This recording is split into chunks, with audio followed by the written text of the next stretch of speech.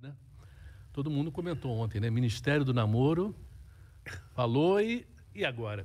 Deu para comemorar alguma coisa ontem? Não, eu pensei em criar o Ministério do Namoro, mas aí teria que ser eu o ministro. Então, O Alckmin faz isso, né? Ele pega um cargo e pega outro também, né?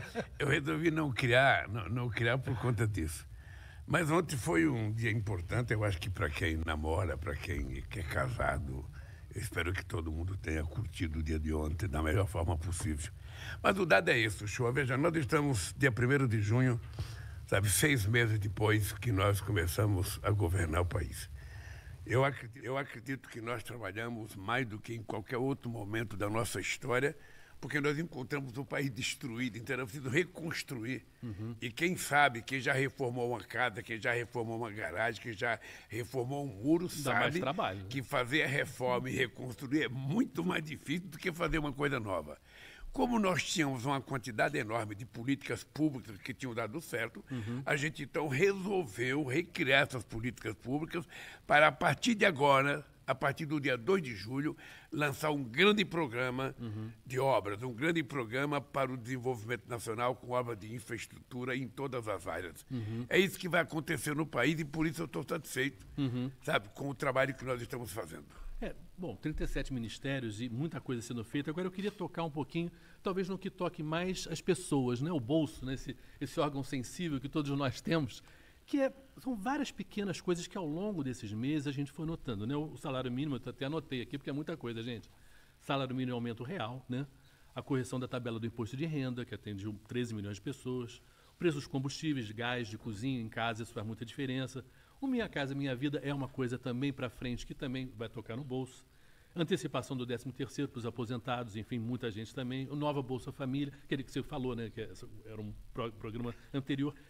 São várias coisas, mas que no final das contas você vai somando, né, e vai melhorando a situação para as pessoas, né?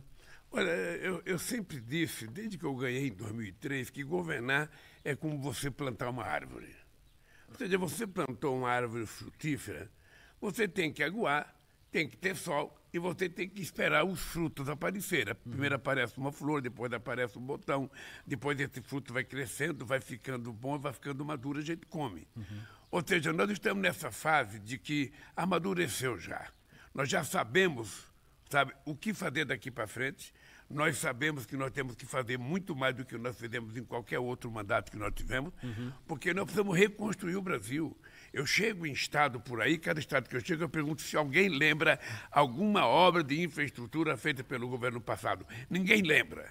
Ninguém lembra. Ninguém. Em nenhum estado que eu vou, ninguém lembra de obra. Então, nós temos que reconstruir. Só para você ter ideia, Uchoa, nós encontramos 14 mil obras paradas. 14 mil. Só na área da educação são 4 mil obras paradas. No Minha Casa Minha Vida são milhares de casas que ficaram paradas desde o tempo do governo Dilma.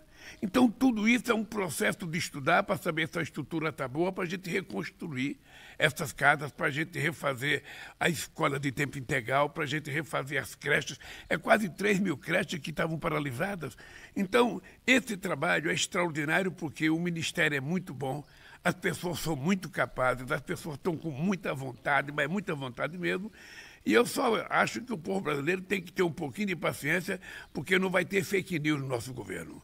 Quando a gente resolveu aumentar o salário mínimo, a gente disse, ele vai aumentar um pouquinho agora, mas daqui para frente, todo ano o salário mínimo vai ter aumento real. Quando a gente resolveu aumentar a tabela do imposto de renda para R$ 2.640, é porque a gente quer chegar a 5 mil no final do meu mandato, sem pagar imposto de renda. E assim nós vamos criando as políticas e vamos implementando elas. Eu, sinceramente, estou extremamente satisfeito. Eu tenho combinado viagens aqui dentro com viagens para o exterior, porque é preciso recuperar a capacidade do mercado interno brasileiro e o Brasil estava alijado de política internacional. Então, Uchoa, eu espero que acompanhe isso, nós vamos trabalhar muito. Vamos trabalhar muito porque o povo brasileiro está com muita expectativa. Ele quer emprego, ele quer salário, ele quer educação de qualidade, ele quer ter área de lazer, quer ter acesso à cultura, e tudo isso está dentro do nosso planejamento para recuperar o país até 2006, entregar esse país melhor do que eu já entreguei em 2010. De certa maneira, tudo isso que você está falando, né? Está um pouco encapsulado ali, englobado nessa viagem para Pernambuco, né? Essa viagem para Pernambuco você fez uma visita a uma fábrica incrível, né? Uma fábrica num lugar que era a Zona da Mata, que era um trabalho brutal, que é cortar cana, né?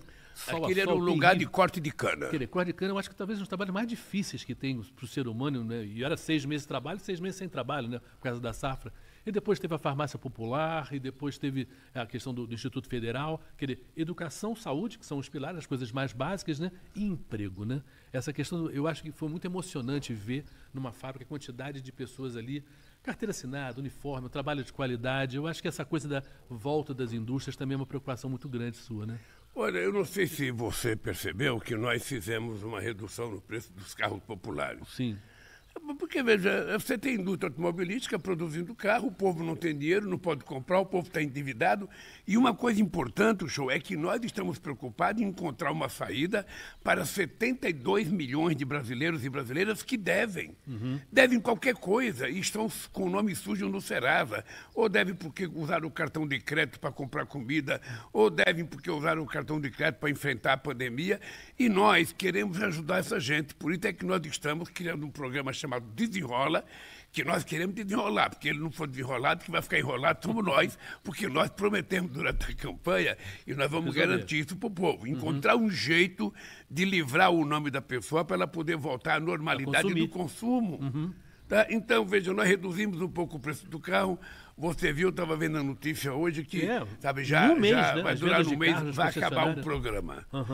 Nós queremos fazer programa Mais Alimento para produzir trator e implementos agrícolas para pequeno e médio produtor rural brasileiro. E assim as coisas vão acontecendo, vai gerar o emprego vai gerar o salário vai gerar um consumidor, o consumidor vai poder, sabe, ganhar mais um salário, que vai gerar mais um emprego, mais um consumidor. E assim a roda gigante da economia vai funcionar, esse país vai voltar a crescer e a gente vai voltar a ter o direito de ser feliz outra vez. Mas, presidente, pensa bem, esses primeiros meses foi muito rápido, né? Essa inflação desse mês, né, que foi a mais baixa aí dos últimos tempos, o crescimento desse primeiro trimestre foi altíssimo, quer dizer, o dólar baixando, a bolsa subindo, quer dizer, você esperava que fosse desse tão certo tão rápido? Não se trata de esperar.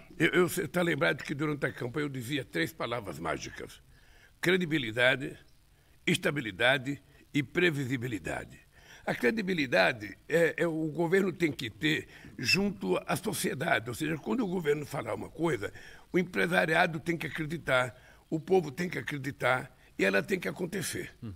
A estabilidade é a estabilidade política, estabilidade social, porque sem essa estabilidade a gente não consegue governar. Se você não tiver segurança jurídica e não tiver segurança social de que as pessoas estão tranquilas acreditando, as coisas não dão certo. E a outra é previsibilidade, ou seja, é muito importante que a gente tenha consciência que o trabalhador, desde o trabalhador mais dormido, ele tem que ter uma previsibilidade do que vai acontecer com ele durante o ano inteiro. Se ele vai ficar empregado, se ele vai ficar desempregado, se vai melhorar suas condições de trabalho. E o empresário tem que ter também essa previsibilidade para saber o seguinte: vai mudar a regra do jogo? Ou a regra do jogo vai continuar do jeito que está? Eu vou continuar investindo, e vou investir, e vou ter lucro, e vou investir mais, e vou ter mais lucro. Se a gente garantir isso, está resolvido o problema. É por isso que eu encontrei com a diretora do FMI em Hiroshima. Sim. E eu disse para ela: olha, eu vou te avisar uma coisa. A previsão do FMI sobre o crescimento do Brasil está equivocada. Quando chegar no final do ano que vem, eu vou encontrar com a senhora no G20 e eu vou lhe provar que a economia brasileira cresceu muito mais do que aquilo que o FMI está dizendo agora. Ela deu uma risada e falou: tomara que você esteja certo. E é verdade. Porque, veja, quando o dinheiro começa a circular, sabe? Quando o dinheiro começa a circular, as pessoas começam a comprar e as coisas começam a acontecer. E nós ainda temos que fazer muitas coisas. Quando você falou de casa, nós precisamos fazer não apenas do Minha Casa Minha Vida para as pessoas mais pobres, Precisamos fazer Minha Casa, da Minha Vida para a classe média. Sim. O cara que ganha 10 mil reais, 12 mil reais, 8 mil reais, esse cara também quer ter uma casa. E esse cara quer ter uma casa melhor. Então nós vamos ter que ter capacidade de fazer uma quantidade enorme de casa para essa gente. Então nós vamos ter que pensar em todos os segmentos da sociedade para a gente poder fazer com que as pessoas se sintam contempladas pelo governo. Essa parte das viagens internacionais, e semana que vem o senhor vai para encontrar o Papa, e depois lá na França o Macron e outros líderes também, tem sido muito importante também para justamente recuperar, não simplesmente o prestígio e o tamanho do Brasil lá fora, mas economicamente, né? Trazer, abrir de novo o país porque muita coisa tem a ver com relação pessoal, né? Essa coisa de confiança, esses encontros com os empresários que o senhor tem feito também. Olha, ontem veio aqui a presidenta da Comissão da União Europeia. Ela é uma figura muito importante na relação comercial. E ela veio conversar comigo sobre o acordo do Mercosul e União Europeia, e eu disse para ela que nós temos um problema, que nós não aceitamos colocar compras governamentais no acordo, porque senão a gente mata a pequena e média empresa brasileira. Sim. O que ela disse para mim, presidente, o que é importante é vocês colocarem no papel o que vocês querem, nós colocamos no papel e vamos ver se até o final do ano faz acordo. Eu quero fazer um acordo. E se Deus quiser, quero fazer até o final do ano. Eu estou indo à Itália visitar o Papa. Mas sabe quantos anos faz que não vem um governante italiano ao Brasil? Muitos anos, muitas décadas. Olha, nós temos 30 milhões de italianos e descendentes de italianos aqui no Brasil. Eu acho que o Brasil é o maior país italiano fora da Itália. Então, o cara não vem aqui por quê? Ou porque ele não é convidado, ou porque ele não se sente bem-vindo aqui. Eu vou tomar iniciativa. Eu quero não apenas encontrar com o Papa, mas eu quero encontrar com o presidente da Itália. E depois eu vou participar de um debate econômico em Paris, sabem que eu vou fazer o encerramento do encontro econômico. Depois o Alckmin vai na CELAC, que é em Bruxelas, numa reunião da América Latina com a União Europeia. Eu vou pedir para o Alckmin ir, para mim poder fazer mais umas viagens aqui dentro do Brasil. Essas viagens aqui no Brasil, sexta-feira, né, tem essa ferrovia Norte-Sul, que é super importante, né? Um projeto tão antigo, né? Se falava há tanto tempo, e é o último trecho agora que vai ser inaugurado. Essa relação com o agronegócio é muito importante. O agronegócio, obviamente, é um esteio aí da nossa economia. E essa coisa está se voltando a se aproximar, porque lá atrás, né, no seu governo, se investiu muito no agronegócio, né? Olha, o Shoa, deixa eu te falar uma coisa e falar para as pessoas que estão nos assistindo aqui. Eu nunca tive problema com o agronegócio. Eu nunca tive problema. Eu governei 8 anos nesse país. Eles sabem tudo que nós fizemos por eles. Eles sabem que nós temos muita responsabilidade com o salto de qualidade que deu a agricultura brasileira por causa do financiamento que nós fazíamos, financiamento de máquina. No nosso tempo, uma dessas máquinas coletadeiras grandes, que parece um robô, essa máquina era financiada com 2% de juros ao ano. Hoje eles estão pagando 14% ou 18% de juros ao ano. Então eles sabem que do ponto de vista econômico, eles não têm problema conosco, do ponto de vista de financiamento. O problema pode ser ideológico. Se é ideológico, paciência. Paciência, a gente vai entrar em campos opostos. Eu fiz questão de dizer na Feira de Pernambuco o seguinte: olha, não há incompatibilidade entre o pequeno e médio produtor e o grande produtor. Não há incompatibilidade. Isso está na cabeça de quem não quer pensar direito. Porque, na verdade, o Brasil precisa dos dois. Os dois são complementares. Os dois ajudam o Brasil. Um produz mais para exportar, sabe? E também produz para o mercado interno, porque nós comemos soja através do frango que nós comemos, nós comemos milho através do porco que nós comemos, ou seja, então nós temos que levar em conta que também é muito importante, não só para exportação, mas para o mercado interno. Mas a pequena e média agricultura é que cria aquela galinha caipira que você gosta, o tomate, o aquele alface, porquinho que você gosta, aquela frutinha que você gosta, o feijão, sabe? Então nós precisamos ajudar os dois. E eles têm que viver em paz, porque cada um ajuda o outro. O que é interessante é que eu fui na Bahia visitar uma feira, visitei máquinas importantes, mas só tinha um lugar que estava vendendo alimento. Era a barraca da pequena agricultura. Sim. Então, eu acho que se as pessoas tiverem essa compreensão, e graças a Deus, o Ministério Paulo Teixeira tem essa compreensão e o Ministério Fávaro tem essa compreensão. E eu acho que a gente vai caminhando, vai caminhando, vai caminhando. Nós vamos anunciar o Plano Safra agora, tanto para a agricultura familiar quanto para o agronegócio, e eles vão perceber que da parte do governo não há nenhuma objeção a eles. O que nós queremos é que todos produzam, cresça e que o Brasil cresça junto. Porque a agricultura familiar emprega muita gente, né? Porque quando a gente vê essas máquinas desse agronegócio, também não é tanto emprego assim, né? Porque é muito tecnológico, né? E essa questão do emprego é importante porque a pessoa tem que ficar no campo até para ficar lá querendo levar aquela vida do interior sem precisar vir para a cidade para arrumar um emprego, né? O senhor, nós temos aproximadamente 4 milhões e 600 mil propriedades com menos de 100 hectares. Essas propriedades geram bastante oportunidade de trabalho, porque ninguém consegue produzir 50 hectares sozinho, 30 hectares sozinho, 100 hectares sozinho. Então é preciso que as pessoas tenham gente que trabalhe. Isso é importante, porque é o trabalho que dá dignidade à pessoa. O cidadão trabalha, no final do mês leva para casa o seu salário para sustentar a sua família. É isso que nós queremos, é isso que ele quer. Então nós vamos fortalecer a pequena e média propriedade, nós vamos fortalecer o agronegócio, nós vamos continuar fazendo reforma agrária, porque aonde precisar assentar gente, nós vamos assentar. E é uma coisa importante, nós estamos no governo, eu disse para o Paulo Teixeira esse dia, doutor Paulo, não precisa mais invadir terra. Olha, se quem faz o levantamento da terra improdutível é o INCRA, o INCRA que comunica o governo quais são as propriedades improdutivas que existem em cada estado brasileiro, e a partir daí nós vamos discutir a ocupação dessa terra. Sim. É simples. Sim. Não precisa ter barulho, não precisa ter guerra. O que precisa ter é competência e capacidade de articulação. Então eu falei para o Paulo Sérgio, para o Paulo Teixeira, Paulo, eu quero que o INCRA me dê a totalidade de terras ociosas que ele acha que tem no Brasil. É em torno disso que a gente vai discutir com a CONTAG, com o Sem Terra, com a FETRAF, para que a gente possa fazer os assentamentos necessários com muita tranquilidade. Eu lembro que na campanha de 2013 nós fizemos uma pesquisa se o povo queria a reforma agrária ampla, radical, sob o controle dos trabalhadores. Sim. Eu dizia isso no comício, eu falava bravo. Uma vez uma mulher falou assim para mim, Lula, por que você não fala mais calmo? Você gritando assim, você me assusta. E aí, o Duda Mendonça fez uma pesquisa. Você sabe o que deu na pesquisa? O povo queria a reforma agrária tranquila e pacífica. Sei. Então, é essa reforma agrária que nós vamos fazer no país. Sim. Usando o INCRA e usando os canais competentes, digamos assim. E colocando os trabalhadores que querem trabalhar para trabalhar. Não tem problema, não tem por que haver luta, não tem por que haver guerra. O que tem que haver é compreensão de que o Brasil precisa ter segurança alimentar e, por isso, o Brasil precisa produzir muito para que a gente tenha, inclusive, um estoque regulador. A gente agora repartiu a CONAB com a agricultura familiar e com a agricultura empresarial. Por quê? Porque é preciso que a gente tenha um estoque regulador. Um país precisa de um estoque regulador. Se tiver uma crise de alimento no mundo, nós temos que ter garantia de que não vai faltar nem arroz nem feijão para o nosso povo.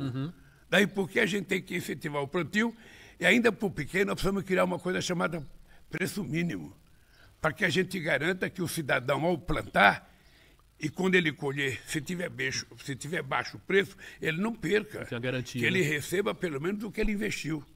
E aí o Brasil vai voltar a ficar tranquilo outra vez. Nessas viagens do interior, eu queria uma coisa mais pessoal do senhor, presidente. Lá atrás, 20 anos atrás, né, exatamente, quando começou 2003, e você começava a viajar pelo Brasil, aí já como presidente, não como candidato, e essas viagens de agora, o que às vezes você se vê comparando o lá atrás e o agora? Eu viajo o Brasil, na verdade, desde 1975. Depois eu comecei a viajar por conta das greves e depois por conta da criação do PT. O que mais me emociona hoje é que eu encontro mulheres com crianças no colo que me procuram com uma foto mostrando uma criança no meu colo. A criança no meu colo é ela, que agora é mãe.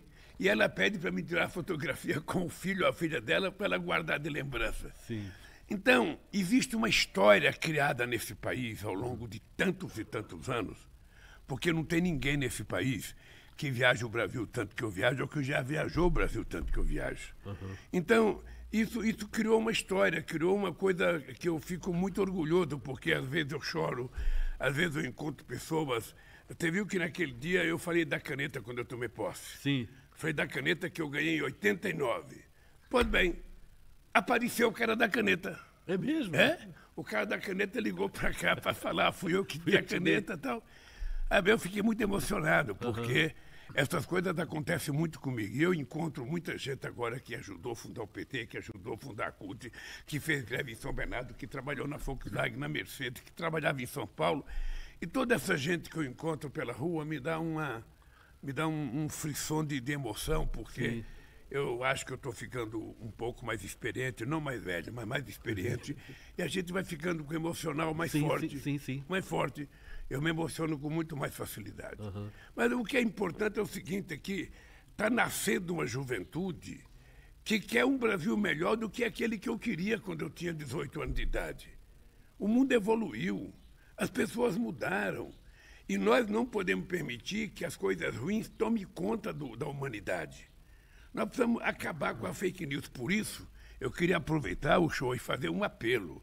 Eu já fiz em Recife aos estudantes no Instituto Federal de Paulista.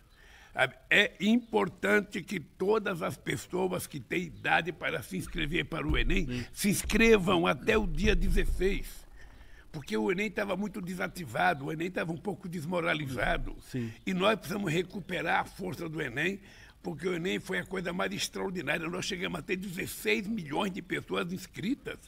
Então é importante que todo mundo que queira fazer universidade se inscreva no Enem até o dia 16 de junho, para que você possa ter a oportunidade de entrar numa universidade, fazer um curso e virar doutor ou doutora. Esse sonho de ser doutor, né, é uma coisa... Ser doutor, né? É uma coisa que é muito nossa, né? E é o casa própria, dar casa para a mãe, essa coisa do estudo, né? Eu me lembro que você falou uma coisa da tua experiência própria, né? De família mesmo, querer essa coisa de o que mudou para a tua vida o fato de você ter tido uma oportunidade que a tua família, teus irmãos, eles não tiveram, né? O show, eu sempre conto a minha história porque ela é o exemplo mais fácil das pessoas entender. Eu, por conta de uma profissão, eu ganhei mais que o salário mínimo. Eu fui o primeiro a ter um carro, uma geladeira, uma televisão, sabe? E depois eu virei dirigente sindical e presidente da República. Quando você não tem profissão, você não tem emprego. Ninguém te quer. Você chega na porta de uma fábrica, você fala que você está fazendo nada, então aparece, você não né? serve. Então, é importante estudar. Eu sei que é cansativo, quando tem 16, 17, 18, 19, 20 anos, você pensa que o mundo nunca vai acabar, você pensa que a vida nunca vai terminar. Só quer e namorar, você né? só quer namorar, só quer zoar, só quer para balada. Não, dedica um tempo para estudar, porque esses 4 ou 5 anos que você estudar vai te dar garantia para o resto da vida, cara. Faça isso. Faça isso. Quem está te pedindo é alguém que já teve 16 anos, que já teve 18, que já teve 20, que já teve 25 anos, que já gostou de balada, que saía quinta-feira de casa e voltava só no domingo à noite e minha mãe me esperando. Então, não jogue fora esse tempo precioso da sua juventude. Namore o quanto você quiser, vá para a balada que você quiser, mas dedique um tempo para você estudar, porque é isso que vai garantir o teu futuro e da tua família. Quando você vê esses jovens, né, no Instituto lá Federal de Paulista, era uma garotada que estava ali à frente, né, à tua frente, e possivelmente eram os filhos daqueles que você viu 20 anos atrás, né? Você vê já uma cara de esperança? Eu vejo e eu tento sempre que possível falar muito de esperança, porque nessa idade a gente não tem problema. Nessa idade não tem coisa ruim. Eu, quando tinha 20 anos de idade, dava enchente no lugar que eu morava, entrava 1,5 metro de água dentro de casa. Poxa. Você acha que eu ficava chorando? Não. Eu e meus irmãos tirava minha mãe de dentro, levantava o que tinha que levantar, eu pegava uma câmara de pneu de caminhão, amarrava uma corda, um companheiro meu, sabe, ia comigo, ele segurando a corda, e eu, de casa em casa, vendo se tinha gente para tirar, se alguém precisava de ajuda. Aí terminava aquilo, eu ia para um salão onde estava todo mundo dormindo no chão, e a gente ficava fazendo festa até o dia amanhecer. Sim. Então, com 20 anos de idade, com 16, com 17, com 18, não há tempo para desanimar, cara. Não há tempo mesmo. O mundo pode ser feito de alegria. O mundo pode ser feito de muita alegria, e essa alegria está dentro de você, é só você colocar ela para fora. Um menino de 20 anos, uma menina, não tem como acordar azedo, acordar nervoso, acordar sem perspectiva de vida. Eu, que tenho 70 anos de idade, ainda tenho sonhos e quero realizá-los. Eu sonho que esse país vai melhorar, eu sonho que a juventude vai melhorar de vida, que vai estudar, que vai ter emprego. Eu sonho que as coisas vão melhorar para todo mundo. Então, por favor, não pare de sonhar. Não pare de acreditar. E a gente tem que sonhar grande. Porque se a gente sonha pequeno, o que a gente vai construir é pequeno. E eu sonho sempre coisas grandes, porque assim eu estou motivado a construir as coisas que eu sonhei. Eu vejo no senhor um sentimento de urgência, né? Um sentimento de impaciência de que as coisas se resolvam, melhorem muito rápido, né? Você já estava com isso ou é que se sente assim, quando você fala, eu quero nesse mandato fazer mais do que eu fiz nos outros dois? O problema é que o mandato é muito curto. Num país em que você tem todas as dificuldades legais para fazer uma obra qualquer, para fazer um investimento, que você tem fiscalização, que você tem Tribunal de Contas, que você tem impeditivos, que você tem um Congresso, que muitas coisas têm que passar pelo Congresso, é normal. O mandato de 4 anos, às vezes você não consegue aprovar um projeto importante. Se a gente for lembrar o Obama quase que não aprovou nenhum projeto nos Estados Unidos. Então eu tenho pressa. E essa pressa eu costumo passar para meus ministros. Eu costumo passar. Cada um que eu converse, quinta-feira vou ter uma reunião com os ministérios para cobrar pressa. Não há tempo a perder.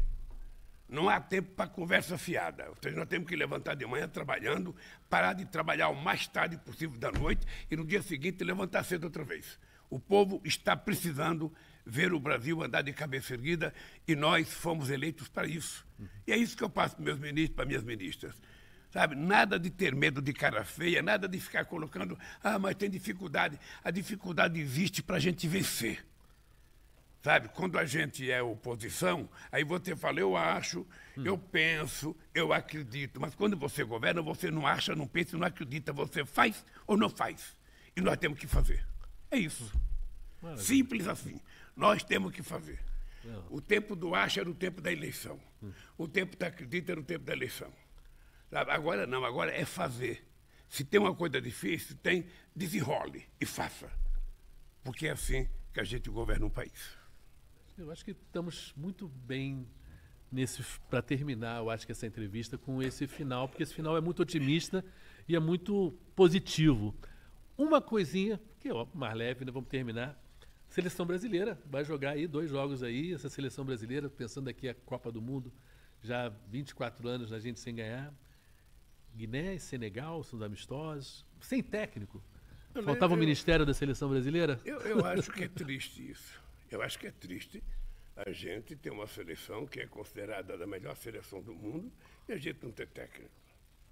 Tá? O que é mais grave é que eu acho que a gente hoje não consegue formar uma grande seleção porque a gente não tem um jogador da qualidade que a gente teve em 70. Todos os homens formados, sabe, todo mundo calejado. A gente não tinha só meninas, a gente tinha homens jogando na seleção, a começar do Pelé, com 30 anos de idade.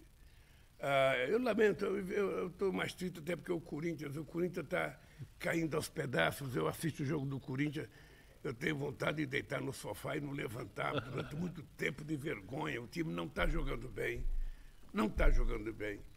O meu Vasco também não está jogando bem. Eu sou vascaíno e brigo muito com a Janja, que ela é flamenguista, mas eu acho que não está bem. O futebol brasileiro não está bem. A gente já não é mais o melhor futebol do mundo. Hoje, a gente virou um país exportador de jovens jogadores que ficam experientes no exterior. A gente vende eles com 17 e compra eles com 34. Essa é a lógica do futebol brasileiro. Então, eu lamento que a nossa seleção ainda não esteja preparada para disputar os grandes eventos. Esse dia eu ouvi a seleção sub-20 brasileira, com jogadores experientes, perdeu para Israel. Verdade. Inimaginável, né? Não tem explicação. Presidente, vamos encerrar aqui, mas eu gostaria que o senhor falasse uma coisa. Essa foi a primeira das conversas que a gente vai ter. Vamos ter muitas aí agora ainda até para frente. E é importante a gente falar com as pessoas que estão na cidade, que as pessoas estão indo trabalhar agora, já estão no trabalho, a pessoa que está em casa ainda cuidando dos filhos.